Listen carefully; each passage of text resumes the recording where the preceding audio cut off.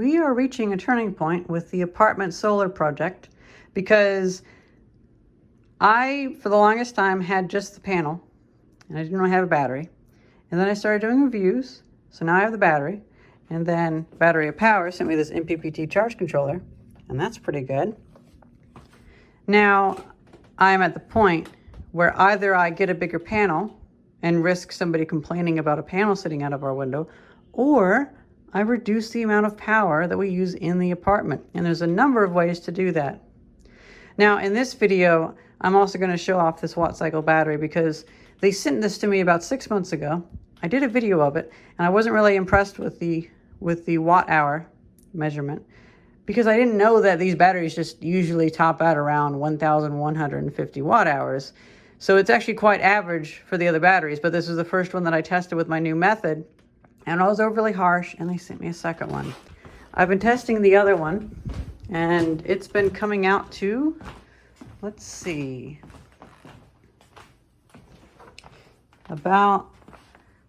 it's coming up to 1,200 watt hours. So again, I also think like maybe I was just a bit unfair with it. I needed to do a series of discharges because now, since then, I've even gone further and decided to do discharge after discharge. And with this one, we've already done 3 discharges, and that's actually looking pretty good.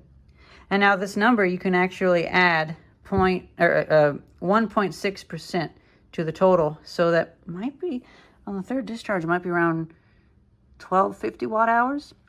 Now with this discharge, we're using around 300 watts because I was using the computer and the television. With this discharge, instead of PC, this will be a TV discharge. And so it's only going to be discharging 60 watts. So I think that'll be a little more comparable for an average load for one of these, because I'm hoping in the future to run some of our PC fans that we use for circulation, but also the other part of today's video is I've finally invested a little bit of money and we're going to drop our power usage by about 65 watts. It'll be part of another video, but I've been experimenting with these LED lights and trying to get them to stop using power. This is an EcoSmart bulb. It was taking like 25 watts and it was, the ICs on it are charring. It's kind of wild. These cheap LED bulbs are pretty terrible. I used the method that Big Clive mentioned to remove one of the resistors and it dropped the power usage, but I feel like that bulb has already cooked itself so bad that the current just keeps going up and up, and I'm just going to buy a better bulb. But I don't like having speakers on my computer desk because I like having other stuff. My controller, drinks, phone, Game Boy accessories. And so that means that I usually have to, in order to have audio, I have to have the speakers on the TV. And the speakers run through the TV, so I have to have the TV running. And that TV is over 10 years old. It takes a fair bit of power. This is a pretty cool video, by the way. Autonomous Wood Reclamation Factory Tour. Just seeing that. Oh, man.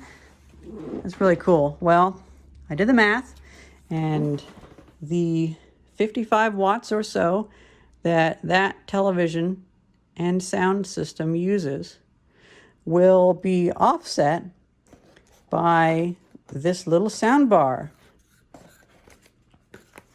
And it'll take about 150 days to pay for itself because I found this for only about $30 on eBay. Look at that. And this is a little sound bar that actually is designed to go with the Dell monitor that we just got. Our neighbor, she has a nice office job and she works from home pretty much all the time. And so it's like every other year she buys brand new monitors. She asked us if we wanted her old monitors. It's a beautiful 4K image with, this is amazing. I could never have afforded this monitor. And it turns out they make a little sound bar that clips on the bottom. So with that, I'll be able to have sound that doesn't sound like the PC speakers. Here, let's...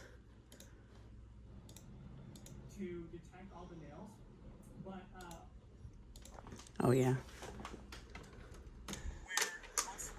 Because this Dell 7020 has a little speaker in it, and that's not really that good.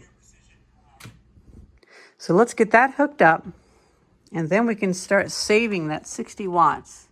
Now I'm also dealing with some issues because, you know, now we're running at 4K, so video games use more power, a little bit less efficient. My RTX 2060 is running more at the maximum power, which makes me a little bit sad. Final Fantasy 14 had an update, looks gorgeous. The game looks amazing. But now even at 1080p, it takes the same amount of power as 4K.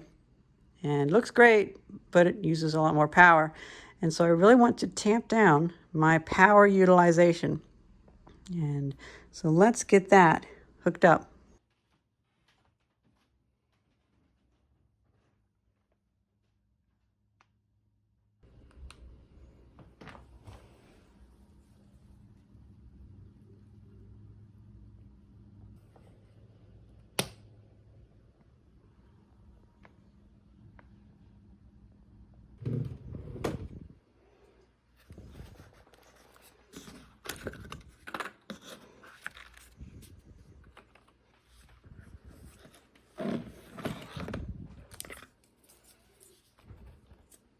So this is supposed to use only about 5 watts of power.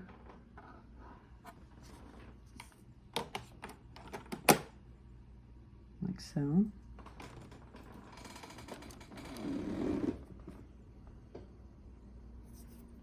Let's see, does it go here?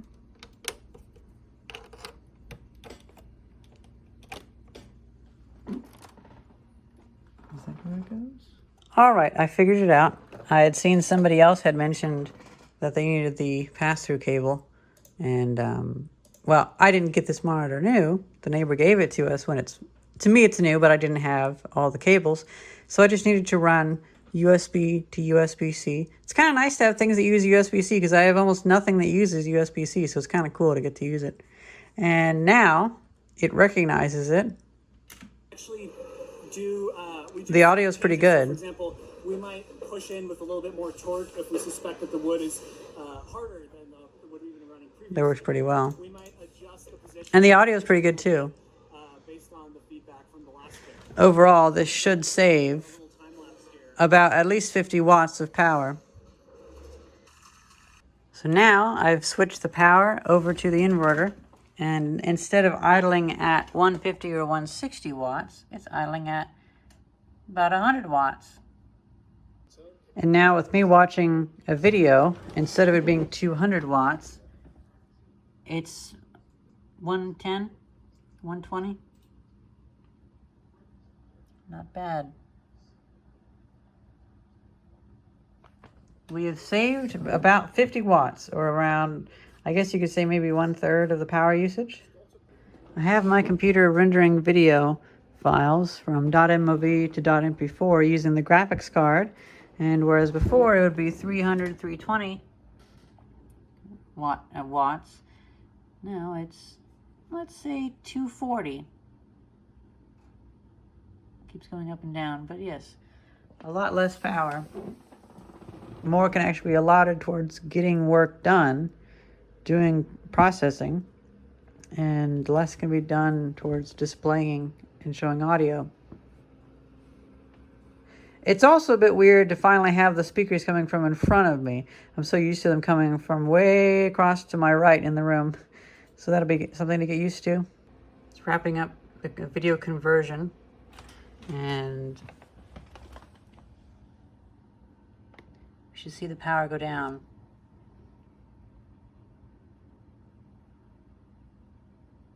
You can definitely tell when that happened.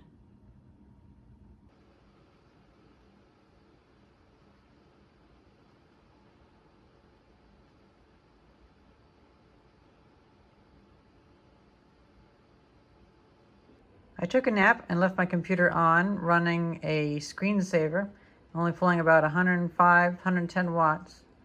And now after 2 hours, I've gotten out of bed and I've gotten it to start rendering video. what, 1133 watt hours, pulling about 230 watts, and processing several gigabytes of video.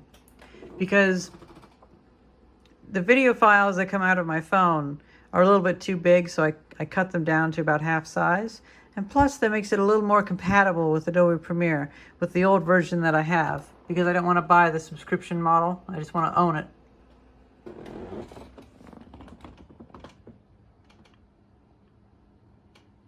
It's finally beat 1172. That was the first one. And the second one is 1157, so now it's the second best. The third discharge was 1216. I think it's a pretty good bet that it's going to beat that as well. Because even pulling 230 watts, it's at 12.3 volts, which is pretty good. Now this is a bit of a unfair stress test at the end because, I don't know, it might be good to keep things consistent, but it is good to be able to turn this on at the very end. If this was a lead acid battery, at the very end, it wouldn't have the ability to provide the electricity, but lithium iron phosphate, pretty much, it tends to always have the ability to provide whatever it has up until about the end. Let's watch that voltage spring up.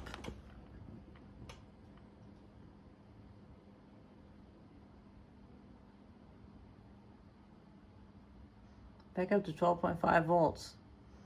So this might have another 80 watt hours or more to go. Well, I actually went all the way up to 12.61 volts. I have 80 watts being pulled right now. I moved my computer to grid power, but I have this monitor, that TV, and that sound system running on there to keep around 100 watts being pulled. And of course, whenever the battery runs out, my monitor will go, but I'll just quickly switch it over. But it shouldn't crash my game or my computer or anything. It's been a little bit. What, a half hour, something like that? Long enough for us to do a few hunts and for me to prepare some tea. But about 5 minutes ago, it was 12.4 volts. And now you can see the voltage is dropping pretty quickly. And it's dropping from pretty high as well. That's because I'm not taking too much power. And so now is a point where if I were to plug in my computer and try to render videos, this battery might fall flat. But it might still have another 50 watt hours. And right now it's at 1230, well, 1240 really. I think this thing's actually going to surpass the 1280? I think it's 1280, yeah. This is pretty cool. But this also means that now I'm going to have to do a 100 watt discharge test on these to get the right number. Oh well. It's finally lower than 12 volts, and it's only been a little bit. Let's see what, 98 amp hours, 1260 watt hours. I wonder if it'll reach it. It might. Oh yeah.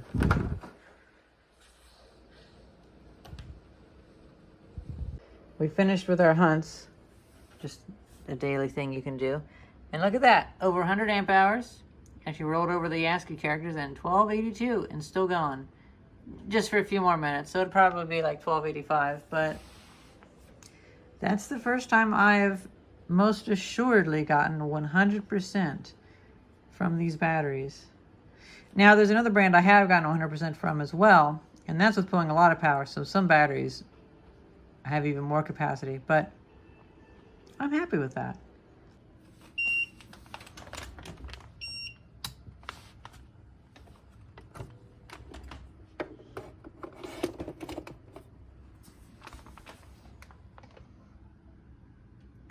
$1290 watt hours, not too bad. I'm making a new designator for this. So there's AC for air conditioner, PC, TV for only running the TV, but then PC 100 for not gaming with it, just watching YouTube videos and keeping around 90 to 150 watts instead of the 250 watts, which is for gaming. And so PC 100 means that. And so if we keep it under 100 watts, or keep it under 150, it can actually do what it says it can do.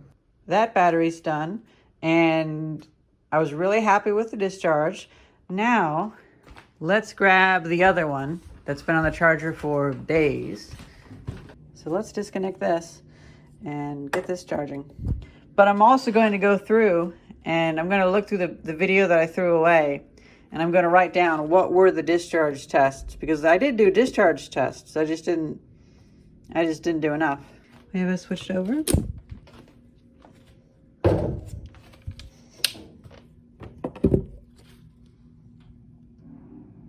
Very nice. Oh, and by the way, I'm very pleased with that little super efficient MPPT charge controller. And I will be doing a video of this eventually as well.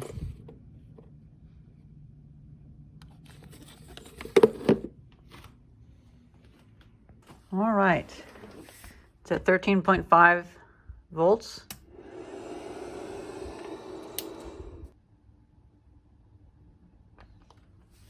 As that TV boots up slowly and turns back off, it'll take less power.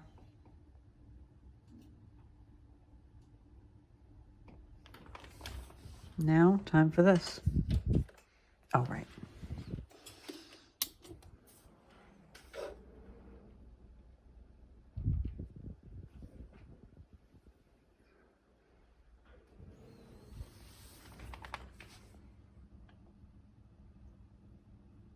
It's only been about an hour, and we've used about 135 watt hours. Again, going down really slowly. I'm not gaming though, but I looked through the old video, and I actually forgot that I did a whole bunch of stuff in that video. Maybe I should make a part 2 when I've done more experiments with these batteries and show me using it to power tools and stuff, because there was actually quite a bit that I threw away just because I messed up. Oh, how little I knew back in July. Means I'm still quite learning, and I'm still stupid. But I went through and I found that my first discharge was 1115, then 1174, and then 1190. So again, I didn't have the little battery to keep the meter going back then, so I just had to kind of guesstimate based upon how long it was for my last picture. And I did pretty well, but we're gonna aim for this 4th discharge, and I'm hoping we'll get this one over 1280 as well. It's the next day, and I believe we're about on the end of the power, because we're at 1119 watt hours, but we're at 12.78 volts. I think we can do pretty well with this. I don't have my computer running on this. I just have the monitor and the TV and the sound system running on this. And that way, yeah, I do, okay. That way I can get it up to 100 watts. Just for this last little 5%. Well, guys, lost track of time and we lost the data because I was thinking that this battery would be fully balanced by this point. It didn't go below 11 volts. This didn't beep. It just, the BMS just tripped. So that's unfortunate. I should have had the battery hooked up, but I didn't realize this battery wouldn't go all the way down to 10.5 volts. So it probably reached 1200 watt hours, but we don't know. I guess that'll just have to go on for the next project with this, the next time I test it. The main reason I don't like to hook my battery up to that is because there's 3 pins. One of them's data, and there's positive and negative, and I have to make sure the polarity is right, and then I also have to make sure I don't get it offset with the polarity wrong or the polarity right. So there's 6 possibilities, or 4 possibilities, and 3 of those possibilities will blow up the meter. So sometimes, because most batteries can go down low enough for that to beep, and they don't trip, I don't always connect up the spare battery to run the meter. But in this case, I didn't expect it to trip at 10.5 volts without beeping that. Well, I did the math, and it did reach 1228 watt hours, given the time it cut out, and because I had a very consistent load. So yeah, 1228. It may have reached higher, but it's difficult to say. I hope you guys enjoyed this video and have a happy Solar Sunday. See ya.